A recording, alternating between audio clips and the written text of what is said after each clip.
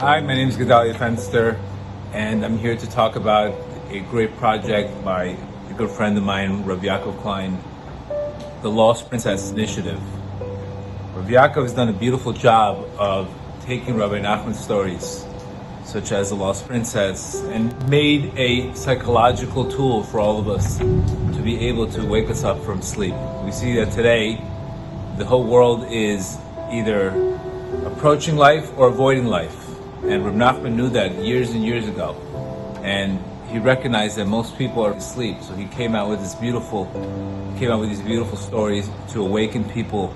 And he says his stories could wake up people from sleep. So today, I'm going to talk about a specific pasuk from the holy Rebbe Nachman.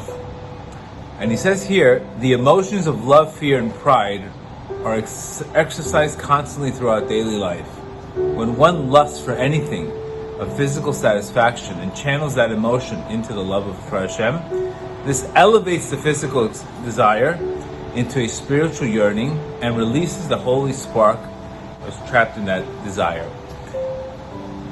I work in the additions industry, and you'll never see an area where people have such desires and such cravings, and all we're trying to get them is to channel their cravings from craving toxicity to crave infinity.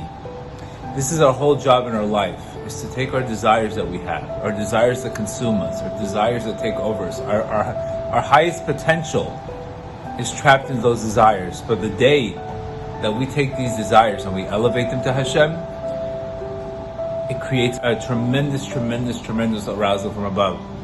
So when I see clients with such cravings, and the extents that they go to use, and the extents that they go to, God forbid, damage their lives, I say to myself, I'm jealous of this guy's cravings. And sometimes I get such an arousal to serve Hashem from a simple addict or from a person craving drugs. And I think that's the idea here.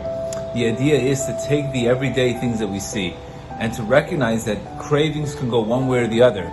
The only difference between a physical craving and a spiritual craving, a physical craving at the end of the day, like Rebbe Nachman says, is like a sunbeam in a dark room. It leaves you with nothing but shame and emptiness. But when we take those cravings and we say, I wish I loved Hashem as much as I love to make money, I wish I loved Hashem as much as my tava for eating, then we can actually take that craving, and after a good spiritual experience comes a rishimu, comes a spark of that experience that always stays with you. So my blessing is we should all be able to channel our cravings. Channel our cravings to, instead of craving toxicity, instead of craving other people's money, other people's things in life, food, etc., start craving your Creator. And I want to just end with this line, that the more physical you are, the less you're going to be content with in life. But the more spiritual you are, the more happy you're going to be and you're going to end up with. Obviously, this is telling us something, that our cravings will never go away. We just have to crave them the right way. We have to use that ratzon the right way. So may Hashem bless you, Yaakov. You should have a lot of success in this project, and you should inspire a lot of people, and you should wake up a lot of people with Hashem.